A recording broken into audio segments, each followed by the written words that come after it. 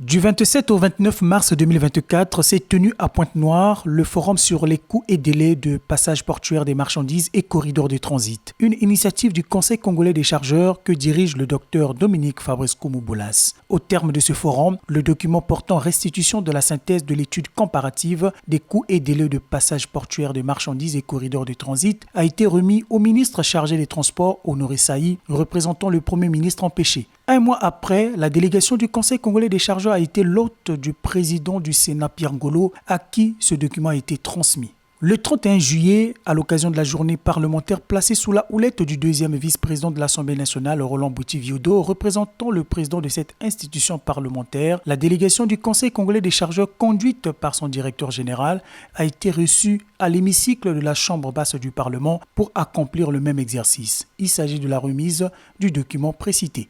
Notre présence ici à l'hémicycle consiste à vous faire partager la substance de la restitution de la synthèse de l'étude comparative sur les coûts et délais de passage portuaire des marchandises et corridors de transit, afin que vous puissiez en tirer la quintessence.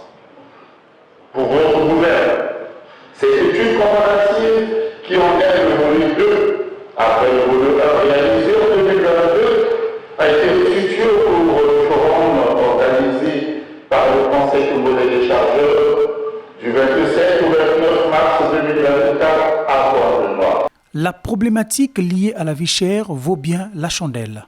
La lutte contre la vie chère demeure la préoccupation majeure des gouvernants à travers le monde, en Afrique et particulièrement en République du Congo. Cette journée parlementaire s'échelle également dans une conjoncture internationale marquée par l'interminable conflit russo-ukrainien. Ce conflit qui impacte négativement le commerce international a pour corollaire l'aggravation de la vie chère, ou mieux, la conduite vertigineuse des prix des denrées alimentaires de base, l'appauvrissement du panier de la ménagère.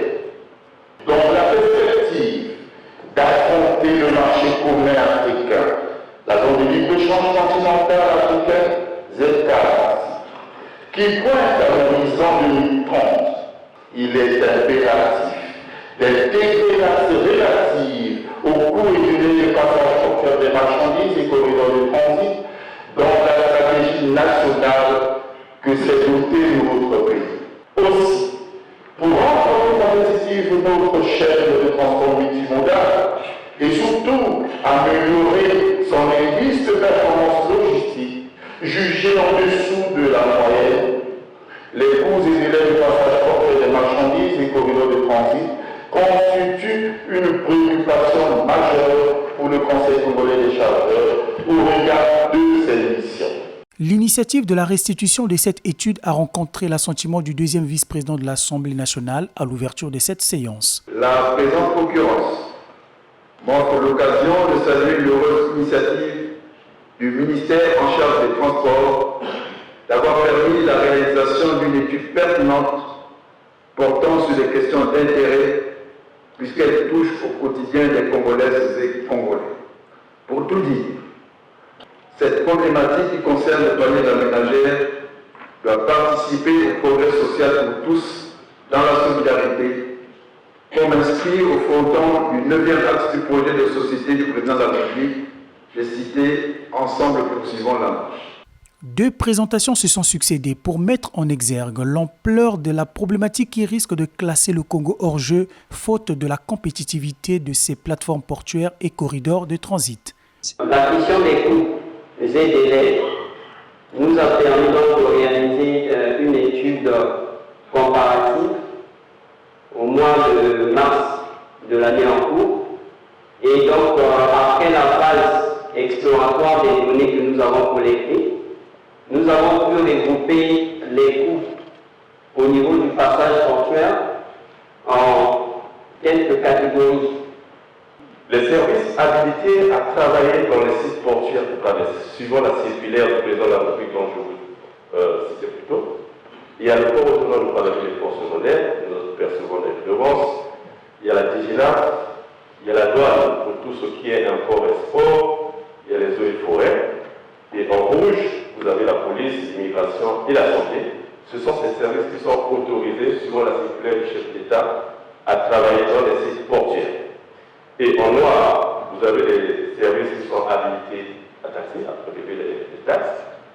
Et en rouge, c'est les services qui ne taxent pas. Normalement. Mais dans la pratique, ce sont des services qui perçoivent aussi des taxes.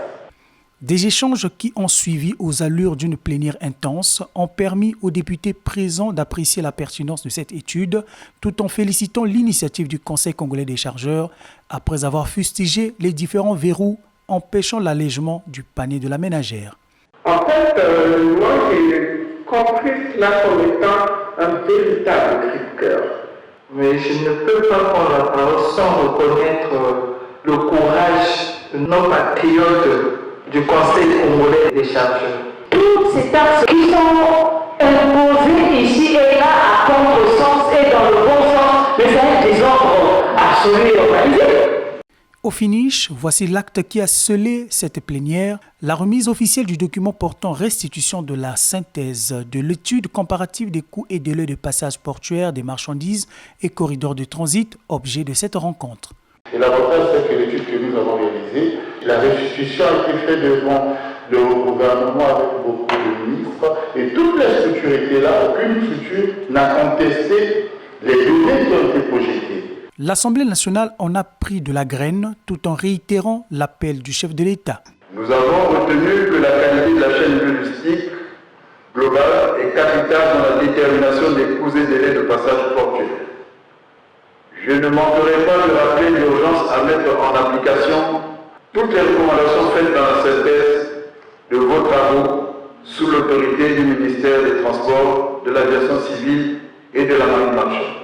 Dans son message sur l'état de la nation, le 28 novembre 2023, le président Denis Sassou Nguesso appelait de tous ses vœux que toutes les charges qui affectent les prix de niveau des passages portuaires et des corridors affichent une tendance baissière. Fin de citation. Un des participants à cette séance a donné son appréciation sur le contenu de cette étude. Toutes ces problématiques réunies au sein de cette étude du Conseil congolais des chargeurs est pour nous la bienvenue. S'unir pour réussir ensemble, slogan estampillé en bonne place sur votre rapport pour exorciser les maux générés par les coûts exorbitants ainsi que les délais exagérés, a proposé le deuxième vice-président de la Chambre basse du Parlement.